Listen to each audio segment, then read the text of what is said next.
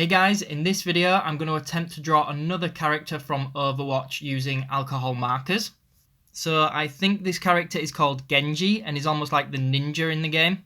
So it's a pretty cool design, but someone actually left a comment on my other Overwatch video suggesting that I give this one a go. And seeing as I haven't done a Copic marker sketch in a while, or an alcohol marker sketch in a while I should say, I thought it'd be a good idea. Sorry I pronounced it Copic, I know it's actually Copic. So I do use some Copic markers throughout this, but I actually use my cheaper versions, my TouchNew markers, much more in this one.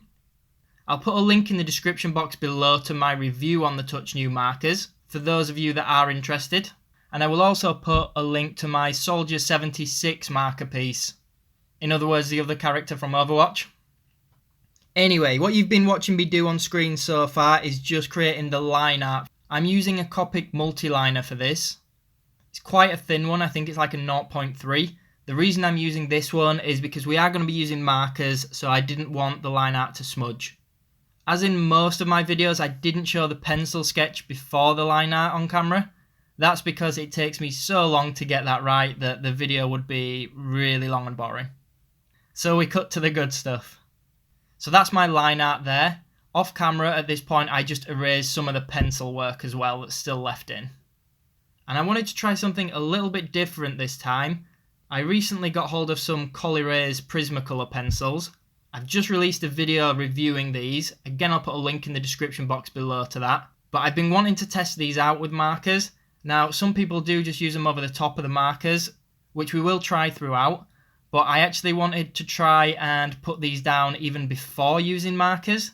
I didn't quite have the right colour to get these parts here how I wanted them, so I decided I would use warm grey TouchNew markers and apply those to a layer that already had a sort of browny purpley colour below that, in hopes that it would give the grey a little bit more colour, and it did. It does mute it a little bit, don't get me wrong, but I found it worked quite well in comparison with just using the warm greys.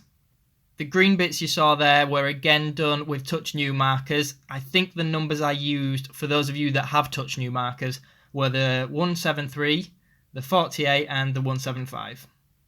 I think from the reference that these green areas are actually lights, so they should be lit up and bright, so I had to be careful not to go too dark with my greens. I do try and brighten these up a little bit at the end, which you'll see. And then I moved on to some of his armour, specifically the shoulder pads and his helmet. Now this is quite a bright armour, it even has white on it. And the problem I often have with markers is that if I'm trying to blend them, it's hard to blend them into a white area without leaving a sort of cel-shaded, hard-edged effect. So this time I actually tried to use a colourless blender, almost using it as a white. So I'd put my first layer of the cool greys down this time. A very light one, I think it was classed as a 0.5.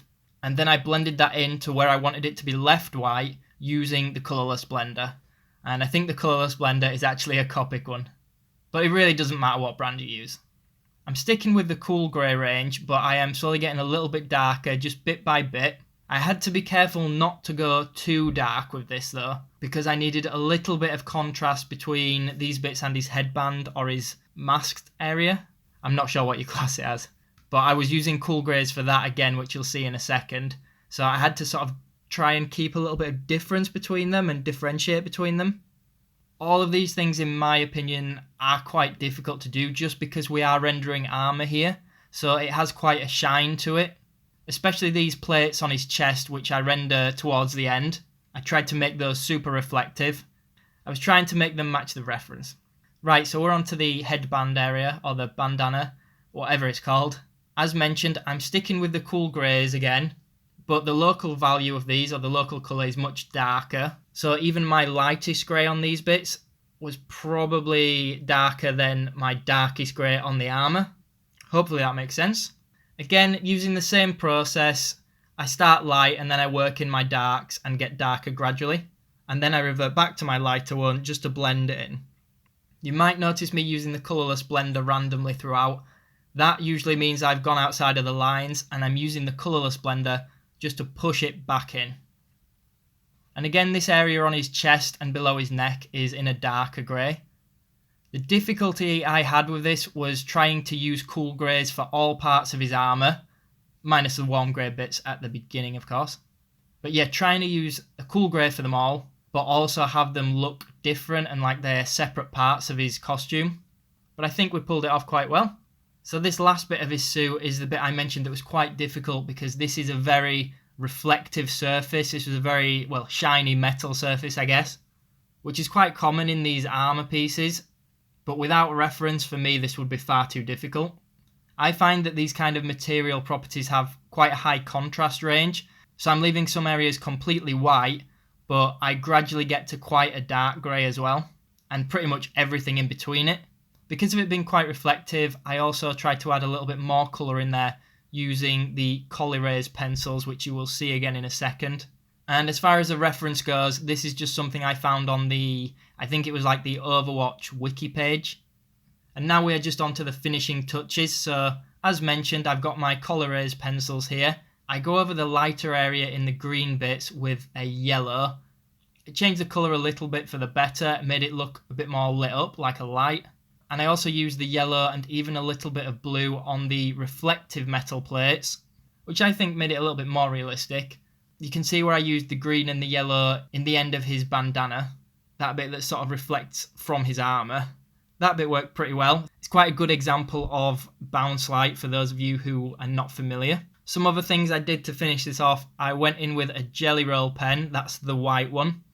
I used this just to create some highlights. As we talked about earlier, armour like this would probably have white highlights. Quite good to use on the edges of certain parts.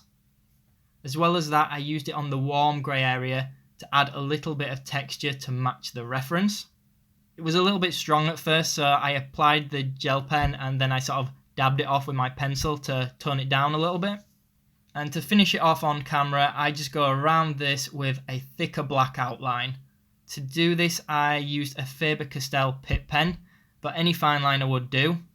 This is always just personal preference, but I really like the look you get when you create a thick outline around this kind of thing. And I did touch it up a little bit more off camera, just going in with a colorless to darken certain areas. And I think I went over the line art again, because it seemed to have faded a little bit below the markers.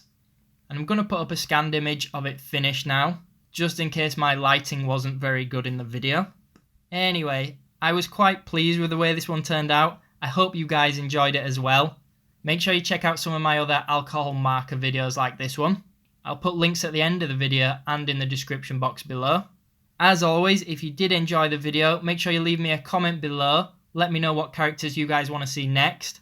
Hit that thumbs up button and make sure that you subscribe for more content. Thanks for watching, everyone.